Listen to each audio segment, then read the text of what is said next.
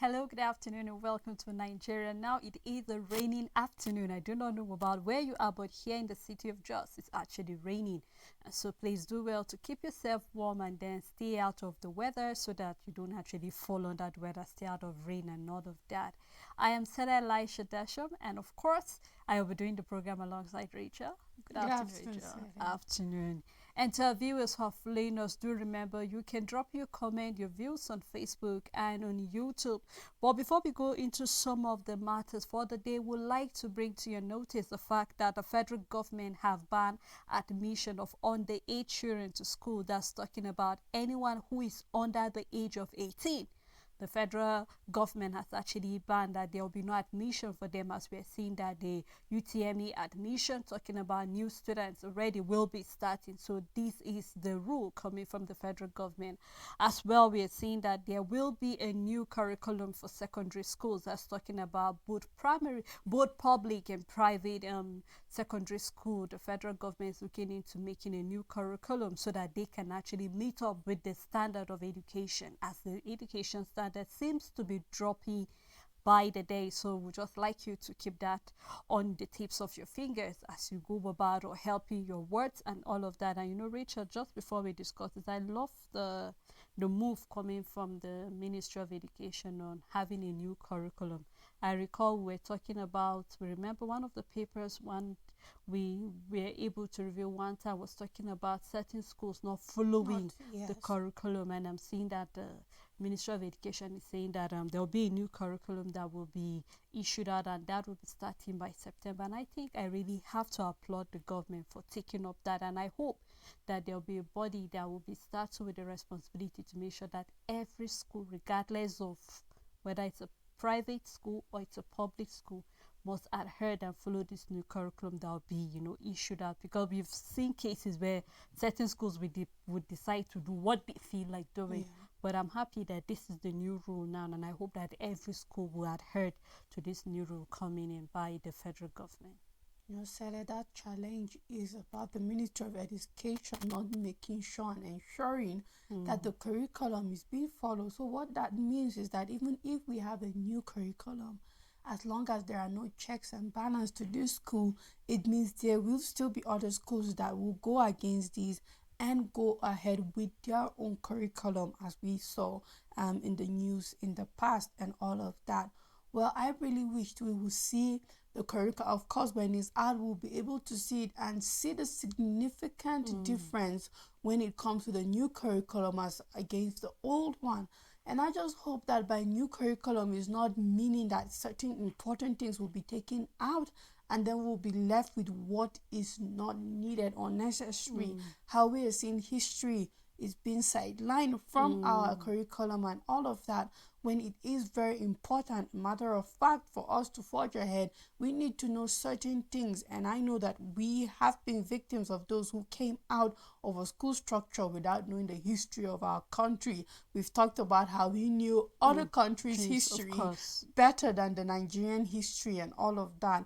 So I just hope that more than just saying we have a new curriculum, we would see an impressive curriculum, Sele, that really encompasses the things that we need as a country. And then in the end, it's not about the new curriculum, it's about making sure that these private schools adhere to the new curriculum. So there's more work out there to be done than just changing the curriculum, but it is a welcoming one. We've talked about how our curriculum needs to be upgraded, a standard of education needs to be upgraded. So let's just wait and see what will be the difference in this new curriculum, and if at the end of the day it's what it is. Of course, of course. Well, looking at some of the matters we will discuss for today, even though yesterday we gave it as a heads up, we saw it earlier in the morning where the Senate have removed Senator Ali Ndume as the chief whip. We're seeing various reactions following after the removal of him, where we're seeing the likes of Labour Party saying that this is more like a way of humiliating the senator, because it's more like the moment you speak against the present administration, that is a punishment that is meant for you. So the only people who are being applauded are people who do not speak ill about the administration, but the moment you speak out we'll see that there is a penalty for that, and this is where we're seeing a number of people say he narrowly escaped being suspended as a senator, even though we're saying that he was given another new position, but it's nothing compared with the former position he was holding. So a number of mixed reaction, people saying about that. In fact, we saw one of the comment coming in and saying that if he wants, he can actually decamp to another party. It's his choice and all of that. But I mean, I want to look at it from a different point of view, even though it's everything that is pointing towards the fact that because he spoke against the Tinubu administration. We clearly remember when he said that the president presently a number of people cannot have access to him, and he was talking about the hardship in the country, hunger, and the fact that the Senate need to do something, the president need to do something, or else there risks a protest coming in and all of that. But then it is what it is, as we're seeing that right now. It's more like he has been demoted from the present position he's having, but that is what it is. I mean, that's politics in Nigeria for you. Exactly, Sel, and that's just what I was about to say. As I say, Senator Ndume knows very well how the politics of Nigeria is. We talked about that, where we talked about it in the morning, where we wish politics would be separated from governance. However, you know very well that politics and governance in Nigeria pretty much goes together as it is now. If it was coming from an opposition party, you know that there won't be a problem. It will just be the APC responding back to the Labour Party or to the PDP or to SDP, whatever party decides to challenge the current government of the day. But you, Senator Ndume, is the current government of the day. So what are you trying to say? When you look at it, even if politics wasn't going hand in hand with governance as we have it in Nigeria, you, a senator under the APC, is the current administration of the day. You allowed and you supported President Bola Tinubu to be the flag bearer of your party. You are in the Senate as also a representative of the APC, and apart from that, you are under the majority. You are the chief. Whether you like it or not, you are the same administration as President Bola Ahmed Tinubu. Regardless of your position, it is still your administration. So when you try to single out President Tinubu and talk, regardless of if it is the situation of the country, you are diminishing your administration alongside. You can't just separate yourself from President Bola Ahmed Tinubu and be like it is a separate entity other than you together with every other person that is in the APC are the current administration of the country. And of course, APC will tell him, you know what, you can't move. They are simply telling him he's no longer welcome in the party because now you as a party member, you are questioning it. The mistake, I believe, is not being constructive about his criticisms. You can't separate yourself. I think that's where the fault comes in. He can't separate himself from the administration or from APC. He could have said what he wanted to say differently. He could have gone about his complaint and his petition differently. I believe that he could have done what he did differently. And of course, the APC wouldn't have reacted any differently. Richard, but I find this very difficult to take in. Sorry, I'm of a different opinion. Reason why? Because who says that if we are from the same party and I feel something is not going well, I cannot address it? Of course, just like you said, there will have been a better way to present. But what better way was it to present than the way he presented it? The better way would be not exempting himself. Of course, because, you know, of course, he has his reasons. Because the way sometimes I look at politics, Richard, in this country, is like politics is more like a wrestling game. You bet on it. So it's more like it has been staged. You can actually predict that that is the way it's been, even though it's not like, okay, do this, there was a script, but then it looked more like a scripted play at the end of the day. Because we saw that Senator Ali Adume has been talking, even we remember when the Senate representing Bauchi was being suspended. He was part of the people who was trying to give him a little backing when he went on that suspension and all of that. It would have been expected that that should have been the proper time to get a suspension. But talking about something that is not going well, where can we, just like you said, where can we separate politics from governance? We saw during the Tinubu's campaign, it was exactly that time that there was a Naira crush as well as fuel scarcity. And present President Bola Tinubu then, who was aspiring as a president, said that that was the way of attacking him. Who was the government of the day? The APC. So it would have been expected that the APC will come and say, why are you talking against your government? Is it because you are yet to be in the game properly? So I'm just hoping, Rachel, even though, yeah, we have different points of looking at it, but we are all driving towards the same direction. The fact that when something is not rightly done, of course, he's not suspended, so he still have his position, just there are certain benefits that have been taken away from him. But if you feel, and that is when we're talking about certain criticism coming in, and then of course if it's coming from the opposition party, it's welcome. After all, what is their work if not to criticize the present administration? But then I just hope, anyway, it is what it is, just like we said, but I just hope that henceforth when we see things like this coming, I'm hoping that our leaders will see it from that point of view, rather than seeing all of this. Okay, you have been demoted, we just give you one of those committee to look at tourism and all of that, and then because it's not a recruitive committee and all of that, so it looks more like when you talk good about the government, regardless of the way they are going, you're being applauded. It was still in this same Nigeria where we saw a particular government said, if you want your sins to be forgiven, come to the APC. What does that signal?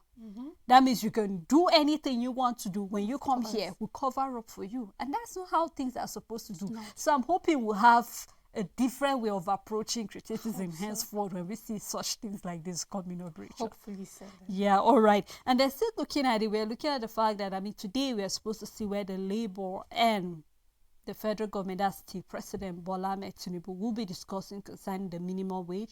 We're seeing the PDP governors backing, saying they are really, really in support of the new minimum wage, because there is a need to have a new minimum wage. Looking at the hardship and inflation rate, CBN coming out to say they have to increase the interest rate.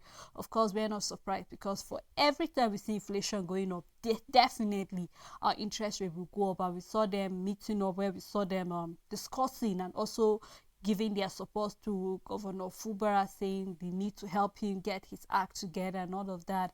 And, you know, somebody will come out to say, you know what, the PDP party just have a way of acting play. Tomorrow we hear G7, another day we hear maybe G22 or G something. They just have a way of dividing themselves, and that is why sometimes when they are trying to aim towards something, they end up not getting it. But the fact that they are all in support of the fact that we need a new minimum wage, I think it's a welcome idea, even though I do not know how far the negotiation already coming up. But I hope that after today's meeting, whatever the outcome will be, something welcoming. Of course, I know it will not be welcoming when we hear 62,000, but of course, I do not want to hear 65,000 as well, because it's even as well a ridiculous amount, because you cannot be expecting people to go under the rain, under the sun, and then giving them such stipend. It's really, really not welcome. But this is what the PDP governors are saying concerning the new minimum wage. I think everybody in Nigeria backs the minimum wage raise. The challenge right now is, where do we stand and what are we all agreeing as the appropriate minimum wage?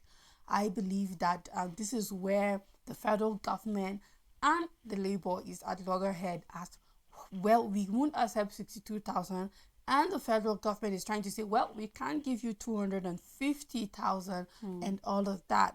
Well, I believe that PDP have been in government too for a while in the country, and I was hoping to see more, rather than just backing the raise. Everybody, come on man, everybody in Nigeria backs the raise.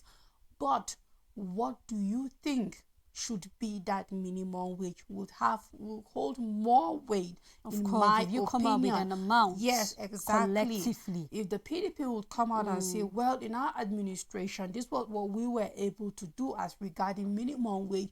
These were the metrics, the key indicators that we followed to say, you know what, from 3,000 we will go to 7,500 at minimum wage. From 7,500 we went to this amount, and then to 19,000, and then we went to, you know, from we should be able to see that coming from the PDP together, united, just as you said, Sele, because it always looks like there's one faction left, right, center, and it's almost like they don't speak together. But with this, there could be a unity and say, okay, we are not picking sides. It is due. Every Nigerian agrees that there is a need for a minimum wage. However, 62,000, no, it's not. This is where we take our stand. And if we are to be in power as it is now, because that is what you do, you criticize as the opposition party. If we were to be in power, well, we might not go for Labour's 250,000 because truly that will be way above where the federal government can afford. But if we were to be in position to make that decision, this is what we will agree on as the minimum wage. And then we have a party that you might even build more solid ground for yourself come 2027 election, because now you would be presenting yourself as a party that knows where and where they're heading to, what they are doing, and what they have in store for Nigerians and all of that. But you just coming out vaguely, and everybody accepts the raise, everybody thinks it's necessary. But what do you think is acceptable? What do you think the federal government should come up with? What do you think about Labour's stance? What do you think about the operational private sector and all of that? Take a stand. I believe this is not something to just stand on the fence and exactly. Just don't just be ambiguous with your opinion. Be very specific. Because that has been our concern. The last time they had the last meeting, where I think it was early this month, where they had the meeting with the president, and you and I were saying, I mean, you just went there, had a meeting, and then you didn't come out. You were only saying the money is too high, you can't afford it. You never came out to tell us, okay, as governors from this particular zone or geographical zone, this is what we'll be able to afford. And then it's left for your own labor members from the state level collectively to say, okay, looking at what is happening, we feel that I mean, if we had something like this, wouldn't have been taking this long till July, almost ending July. We are yet to come up with an amount for civil servants. I mean, it's not acceptable. So just like you said, rather than just saying we accept the raise, what is the raise you are accepting? What is the raise you are backing? I think this is what Nigerians want to hear.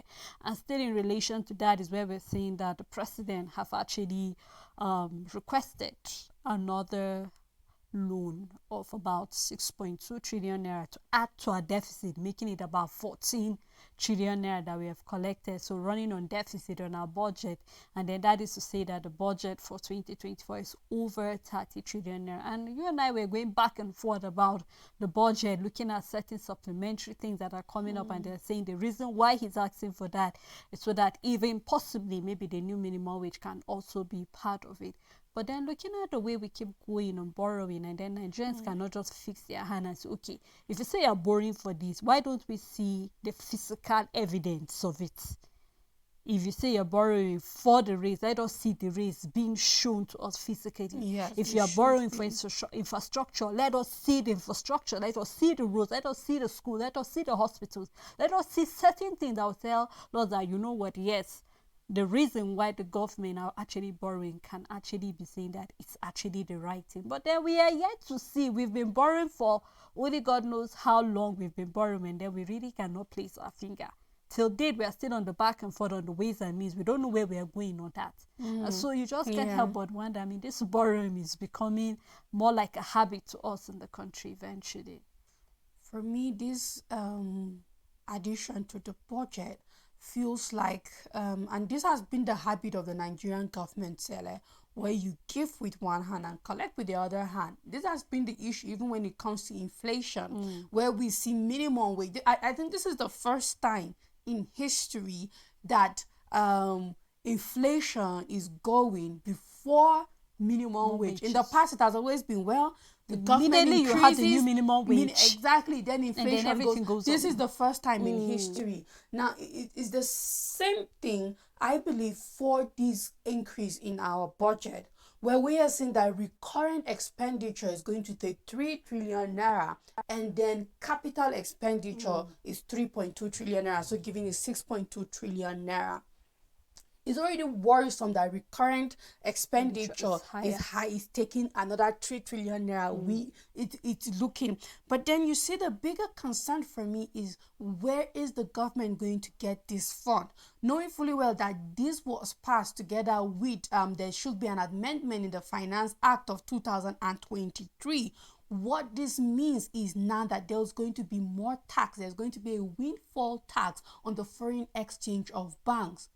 And then the federal government, the president precisely, is telling the Senate not to worry. We are not going to borrow the money. This 6.2 trillion naira is not going to be borrowed, but it's going to come from the Consolidated Revenue Fund. And it's just simply the account where we have our taxes, tariffs, excise, and other revenue, precisely the windfall tax from the foreign exchange transactions by banks. So now automatically what this means is that banks are going to see more taxation for us to be able to come up with the 6.2 trillion naira. And with more taxation on banks, regardless of what transaction, be it the foreign exchange transaction, regardless of whatever transaction it is, as long as it means more taxes on banks, it also now means more tax on Nigerians. Because who do these foreign exchange transactions? It's still you and I, small scale business owners, individuals traveling, living out. Anybody who owns a foreign account will be in the cycle to receive all of these things. And this is where I wonder, when are we going to stop? Because now it means more work for every other body that brings up tax. We see how much we've had the customs report for 2023. We are not looking at 2 trillion naira from our tax generation, revenue boards, and all of that. We haven't seen this much. So what is the magic that the federal government is planning to do to see this much revenue from tax, from tariff, within this short period of time, to be able to go for this recurrent expenditure, and also the capital expenditure? I don't know. It's like doing a budget with oil revenue that you're not sure of if that much will be generated or much. It's the same thing. This is the same thing that is happening regarding, because you don't know for sure if banks will be able to come up with this much when it comes to the windfall and tax and on foreign exchange and all of that, and if you'll be able to have this kind of consolidated fund regardless of what our revenue generation agencies do and all of that. So in the end, it's still a deficit at the end of the day, because this is nothing but, well, let's hope that we are able to come up with that money. I feel the federal government already have calculated this out, Rachel. Just like you said, you're wondering what magic are they hoping to do. But just like you said, it means more taxes for everybody. So whether you like it or not, your biscuit that you were complaining was 100 naira. Just be prepared to buy that 150 naira. The bank charges were complaining that your banks would deduct 200 naira. You are not that. You don't even know what the 200 naira was meant for initially. Will now become 300 now. That is just what it implies. Yesterday we saw where they were saying that how much they'll be able to realize from every transfer we do make. So that is just to tell you, they already sat down, they calculated, oh, this is all right, we get, and they're just playing the dice with the whole thing, and that is just what it is in the country. Even though it might be worrisome, and just like we say, it's now left for each and every Nigerian that we are the ones to pay this debt eventually, because every administration will come and go. So who are the people left? We are the ones left to still look for a way to pay. Yeah. So I don't know, but then that is what it is. The politics. That's how Nigeria has turned out to be. But we hope we get it right. And I hope that, just like I said, in as much as you're saying this is what you need, we need physical evidence for all of this. Sure. So let's just keep our fingers crossed. Already the National Assembly have given him the approval for that. So we'll just keep our fingers crossed and see how this whole thing will turn out to be. Well, thank you, Rachel, for being here with me. Thank you to our viewers, supporters, as well as the crew member for making this program a success. We look forward again to doing this tomorrow. To have a wonderful Thursday evening.